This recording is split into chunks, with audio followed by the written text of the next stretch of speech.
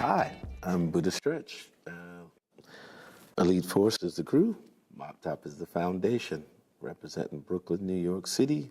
How did I get started? Started because primarily of a cousin of mine, my cousin Charles from the South. I used to grew up watching Soul Train, and you know, watching the Soul Train dancers, the Soul Train line, and the first time I saw popping on Soul Train was Electric Boogaloo's, and I didn't really think much of it in terms of wanting to do the dance.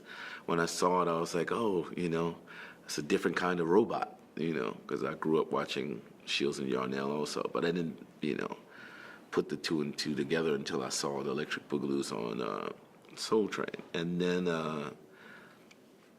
maybe a year or so later, we were having a block party at my aunt's house, and my cousin Charles, he's from North Carolina. Well, they had a popping battle on the block. Well, not even a battle, just like an exhibition, a cipher. And my cousin jumps in there out of nowhere, and he's battling these two guys, and he's popping. And I look at him like, how the hell did he get to do the dance from Soul Train?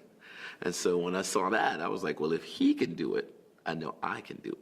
And that was my inspiration, like, okay, if he can do this, I can do this. And it was around the same time that, I got into breaking, and I got into high school. This all happened just as I was entering the high school.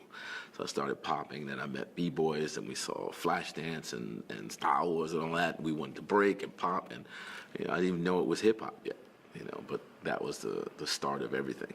To tell you the truth, when I started, I didn't know there was a scene. Two friends of mine, my first student, Prince D, my boy Danny, his brother was an MC, and his brother's friend was a DJ, Professor Paul and Professor Pierre, two professors. And it's because of them that I actually know what hip-hop is. I didn't know there was a scene. I was just, around my way, seeing kids dance, and then around my aunt's way in Bed-Stuy, seeing kids pop and break or whatever. I didn't know that was a scene. It was them who showed me that it's all connected, like the dance, the MC, the DJ, the graffiti artist, and it's called hip-hop, and that there is a scene. And I didn't really learn that there was a huge scene until a year in of me popping. I went to, the first time I went to a roller rink, and it was called Park Circle. And every weekend they had like a jam, basically, where they didn't skate, they let you come in and dance. And that's where I met all the local dancers from around my way and from like different parts of Brooklyn. And that's how I, as the mobsters say, made my bones there first. And then we went to the Roxy for the Beat Street audition.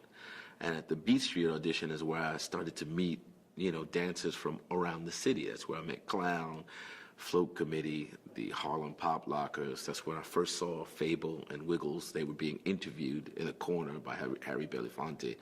And, that let me know that this is huge. Like, this is all city. I had been traveling around Brooklyn, going to different block parties in different places, but that let me know that this was a whole citywide thing. So we started traveling from school to school now. I started cutting out of school, and we would go to different schools to battle people. And we would go to, and then after I went to the Roxy, I started going to clubs. I'm 15 years old, but, we started going out. And I'm going to clubs now, and I'm going to clubs all over. We went to the city. I went to clubs in Queens, in the Bronx, in New Jersey. We were going everywhere. This was a time where if you went to any club and they said if Brooklyn's in the house, you heard a ton of Brooklyn people because we went everywhere. And I was one of those Brooklyn heads traveling with a ton of people going everywhere.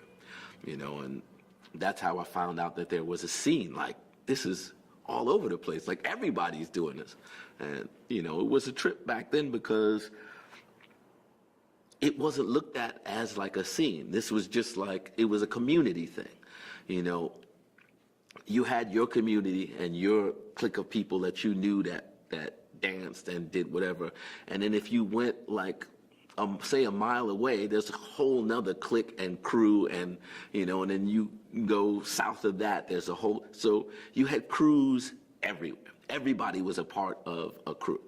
Some people, you know, were a part of multiple crews, you know, but originally you started with your, you know, basically your neighborhood crew. And then when you met other crews, you know, a lot of crews were minor crews, and then they formed together to become major crews, you know. But it was really like, that was the scene. Everybody was a part of a crew.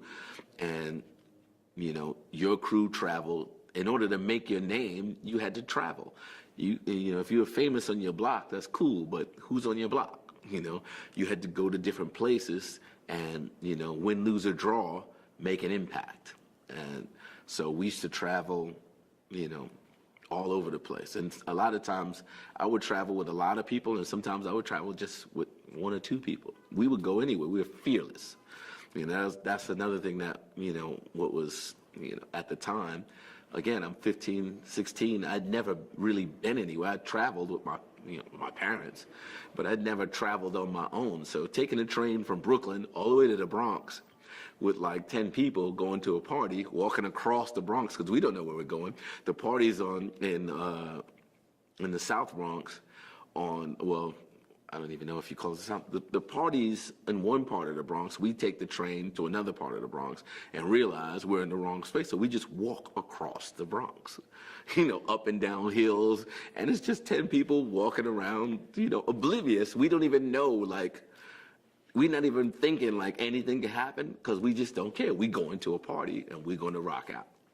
One of the first people that influenced what I did was a guy by the name of Dr. Jam. He was from Flatbush. Later on, he became a member of the 5% Nation, and he went from Dr. Jam to Jameek. And he was an early influence of mine because when I'd seen him pop, long before I knew what popping was, as far as you know, the scene. I'd seen him pop at a house party, and he was like, again, my reference was Soul Train. He had the big jerry curls, he had the white gloves, the dark shades on. So when I met him this was years later, I told him, I saw you, you know, you were popping, roboting at this party, and I told him the address, and he was amazed like that I was there, and I remembered all of that because I was a few years younger than him. So this was like around 1979. I would have been like 11, and he was like maybe 16 at the time or 15 at the time. So he was shocked that I remembered that, you know. And he's another person who was very influential because he took me around. You know, when I wasn't with my crew, I was hanging out with him, and he was taking me to East New York and to Harlem and to, you know, to the Bronx. You know, he danced, but he was also, you know, again, 5%er. And so he knew different, you know, as they say, gods all over the city. And, you know, I was a smart, nerdy kid, as they say. You know, you're considered a nerd if you have any smarts at all.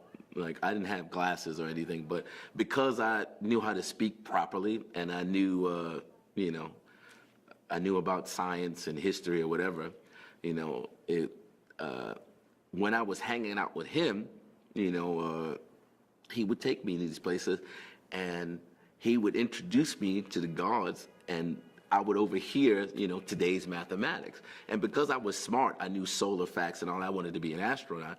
He used to take that, and he would, you know, test the other cats out. But he's who introduced me to Shakalak, you know, he's the first one. He took me to Bonds International. I met, what's his name? Very old school popper named Larry Love. They made a song about him. I met a lot of people because of him prior to me even knowing, like, or making a name for myself. Like I was a local kid, I was known in Flatbush. He's who took me around, and then I started to get my name all over in different boroughs and different places, meeting different people.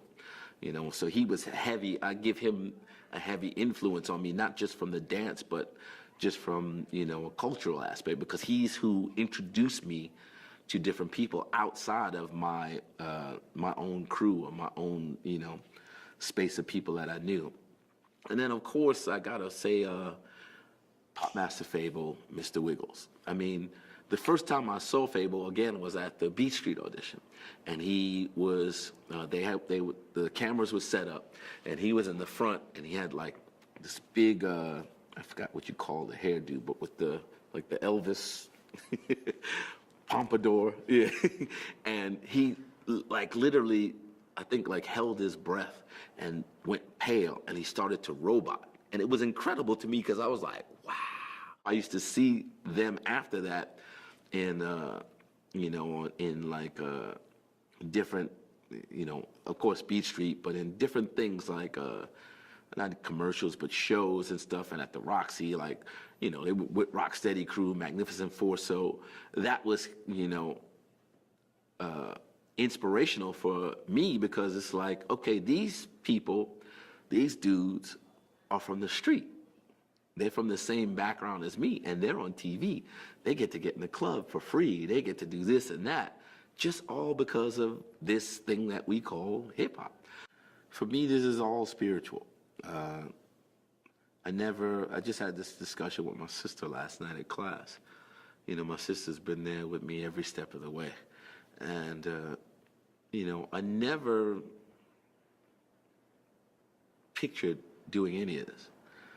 This was, I never had any foresight. I never saw myself, oh, I'm going to do this, I'm going to travel here, I'm going to do that. That was never in the books, and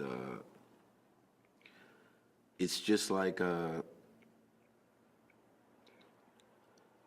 when I started, it was just, like a big thing to do. I never thought of, it would become anything. So, now here it is 30 plus years later, I'm still tripping, like I'm traveling all over the world doing stuff that I used to just do in my living room that I used to get yelled at for, and I get paid to do this, and, I teach people stuff that, again, I used to get yelled at for in the living room or get chased outside, by my father, because I have a living room full of kids, spinning on the floor and gliding across the floor, and